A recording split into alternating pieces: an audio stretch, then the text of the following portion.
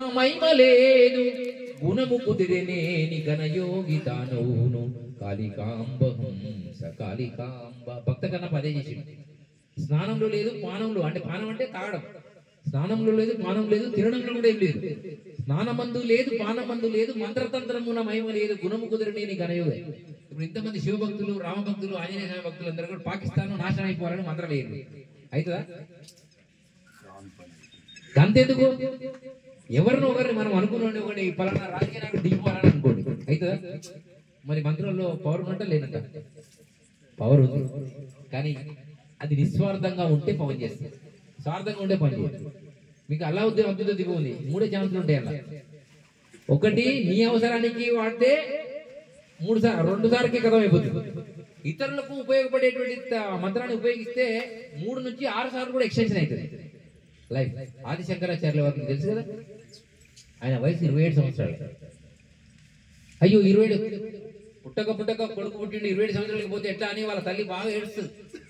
అప్పుడు అందరూ అంటారు, మరి 27కి పోవాల్సింది, ఇప్పుడు టైం వచ్చినప్పుడు టైం పక్క కదా, ఎట్లా చేస్తా అంటే ఇట్లా అందరు గురువు దగ్గరికి వస్తే ఆది శంకరాచార్య వారికి ఒక గురువు చెప్తాడు, ఈ ప్రపంచంలో ఒకటే పద్ధతి ఉంది, అది ఎవరి దగ్గర లేదు. శ్వాసను ఎవడైతే కంట్రోల్ అంటే 21,600 జపానికి బదులు 21,599 అంటే 1 సెకండ్ తగ్గించుకోగలిగితే నీకు 10 సంవత్సరాల యొక్క వయసు పెరుగుతుందని చెప్తాడు. ఆయన 1 సెకండ్ తగ్గించుకుంటేనే 10 సంవత్సరాలు పెరిగింది. ఎంత? 27 నుంచి 10 పెరిగింది, ఎంత అయింది? 32 సంవత్సరాలు బతికినా 1 సెకండ్ తగ్గించుకుంటే. సెకండే. నువ్వు కుక్క చూడు, 1 నిమిషానికి ఎన్నిసార్లు ఉంటుంది తెలుసా? అది 50 నుంచి 60 సార్లు ఉంటుంది 1 నిమిషానికి. ఒక మనిషి 1 నిమిషానికి 15 నుంచి 20 సార్లు శ్వాస తీస్తాడు. 15-20 సార్లు తీసుకోడు కాబట్టి వీడు 100 సంవత్సరాలు బతుకుతున్నాడు. అది 50 రోజులు తీసుకున్నాడు, దాని వయసు 20. తాబేల వయసు నేను చెప్తున్నా కదా 350-400 సంవత్సరాలు. అంటే ఈ శ్వాస కౌంటింగ్ చేస్తున్నావా, శరీరం కౌంటింగ్ చేస్తున్నావా?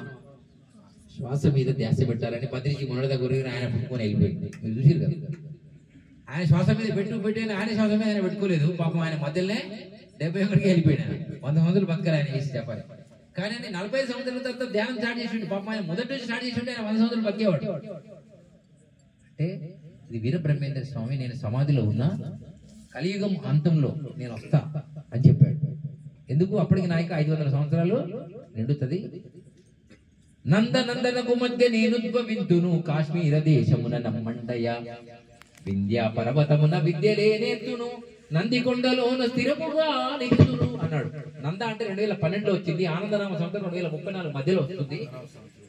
ఇది మీరు చూసుకోండి, తెలుగు సంవత్సరాలు యూట్యూబ్ లో కూడా వస్తాయి. నంద 2012లో వచ్చింది, ఆనందనామ సంవత్సరం ఎప్పుడు వస్తుందో చూసుకోండి. ఈ మధ్యలో హిందువులు, శివభక్తులు, రామభక్తులు, ఆంజనేయ స్వామి భక్తులు, ఓం శాంతి, ఆర్య సమాజం, ఈ సమాజం, ఆ సమాజాలు, అడ్డం సన్యాసులు, పొడుగు సన్యాసులు, అఘోరాలు, తిఘోరాలు అందరూ ఏకం కాలేదనుకో కుంభమేళలాగా. వీళ్ళు కోసేటోడు, వేసేటోడు బ్యాచ్ ఆల్రెడీ 57 దేశాలోడు, 147 దేశాలోడు రెడీగా ఉన్నారు బాంబు వేయడానికి. మీరు మారి తత్వాన్ని ఒక దగ్గర తీసుకురండి. అదే కుంభమేళలో ఇప్పుడు 50 కోట్ల మంది స్నానాలు కదే. ఈ కుంభమేళ తర్వాత వచ్చే మొన్న అందరూ స్వామీజీ చేశారు, ఈ దేశం హిందూ దేశంగా మారాలి. ఎట్లా మారుతుంది? వీళ్ళ మామ ఎమ్మెల్యే పొడి చేసాడు, వీళ్ళ కులం ముదిరాదు అనుకుందాం, అదేనా? పక్క కదా, గుర్తుపెట్టుకోండి, అర్థమైందా?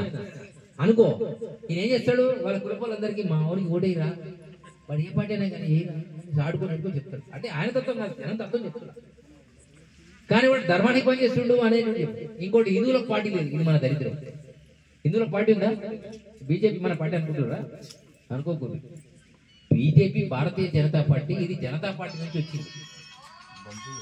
మన దేశంలో ఒక పార్టీ ఉండే, ఈ ప్రపంచంలో లేని పార్టీల కంటే ముందు ఒక పార్టీ వచ్చింది, దాని పేరే అఖిల భారత హిందూ మహాసభ. దానికి సుభాష్ చంద్రబోస్, తాంత్యా తోపే, చంద్రశేఖర్ ఆజాద్